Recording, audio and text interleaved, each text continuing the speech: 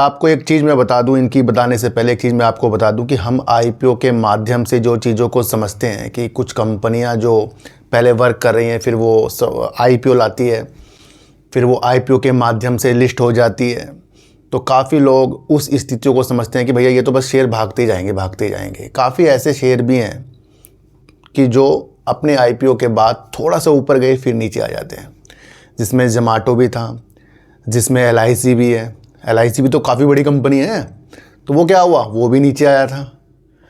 Paytm कितना उछला था, नीचे आया था। और वहाँ पर अगर आप देखें ओला भी नीचे आया था।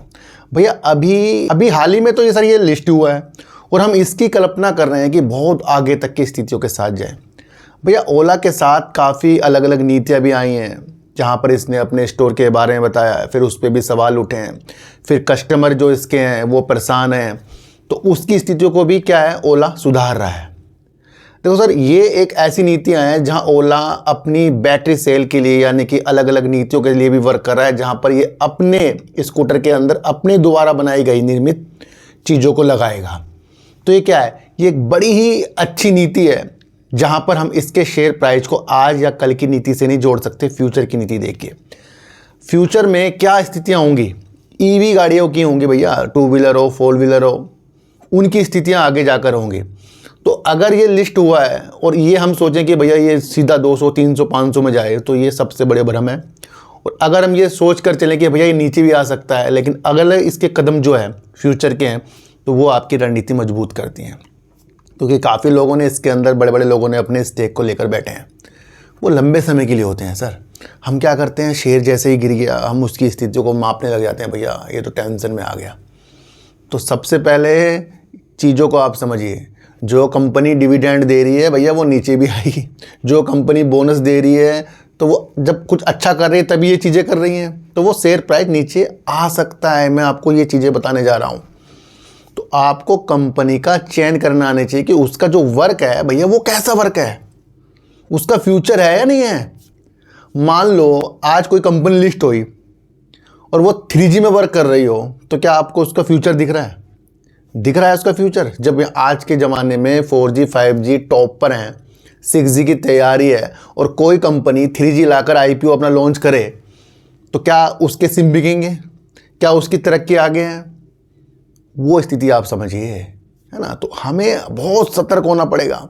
हमें ऐसे काम समझनी है कि जो रणनीति बाजार के अंदर हो रही है उस नीति को आपको समझ में आना चाहिए। एक साइकोलॉजी होती है शेयर बाजार। देखो सर, कोई भी शेयर के अंदर जब वो भागता रहता तब निगेटिव न्यूज़ नहीं आती। कब आएगी? जब वो अपने मुकाम पर पहुंच जाएगा, जब उसके अंदर पब्लिक आ जाएगी। जब कोई मामला किसी कंपनी के अंदर बीते सालों पहले हो चुका है और वो शेयर भाग रहा है, तो वो तब नज़रों में क्यों नहीं आया जब वो भाग रहा था? तब कब आता है वो? जब वो टॉप पर पहुंच जाता है, तब आती है उसकी पिछली न्यूज़। किसके साथ देखने को मिला आपको? रिलायंस इंफ्रा, रिलायंस पावर और ऐसी कंपनियां हैं। ये बाद में न्यूज़ निकल कर आती हैं, पहले भी तो आ सकती हैं। तो सब कुछ होगा यहाँ पर, आपको वो नीति समझ कर चलनी पड़ेगी।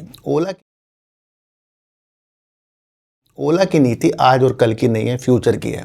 और जो फ्यूचर देखता है वो आज के काम को देखकर ही फ्यूचर को भापता है। ये मैं आपको बता दूँ। हमारे देश का सपना क्या है? नवकरणीय ऊर्जा के ऊपर उतरने का और स्वच्छ ऊर्जा की तरफ। तो स्वच्छ ऊर्जा जो क्या है, ईवी गाड़ियों के लिए भी बहुत महत्वपूर्ण है, समझ कर चलना।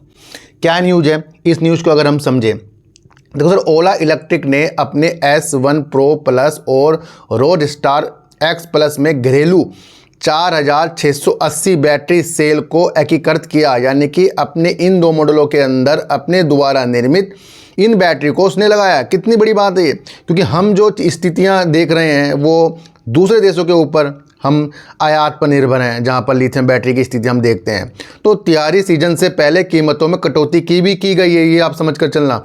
कंपनी ने S1 Pro स्मार्ट का भी अनावरण किया, जिसकी कीमत 1,49,999 रुपये है, जिसकी बुकिंग आज से शुरू हो रही है और डिलीवरी जनवरी 2026 में शुरू होगी।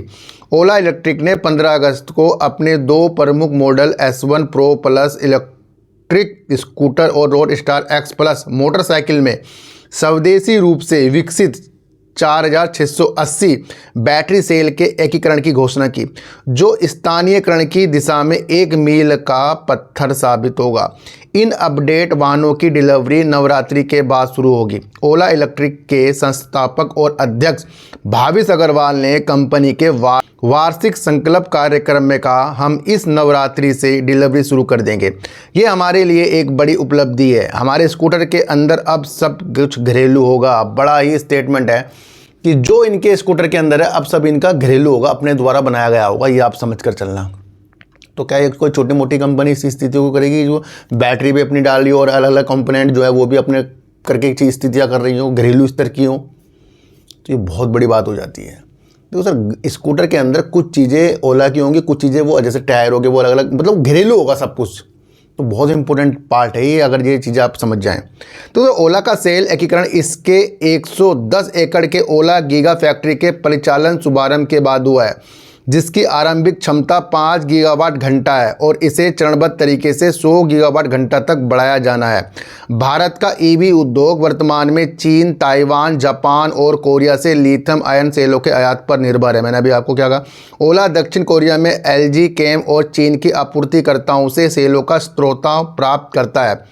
कंपनी ने पहले नए वाहन प्लेटफॉर्मों को स्थिर करने और विनिर्माण दक्षता में सुधार की आवश्यकता का हवाला देते हुए अपने घरेलू बैटरी कोशिकाओं को एकीकृत करने की योजना को स्थगित कर दिया था।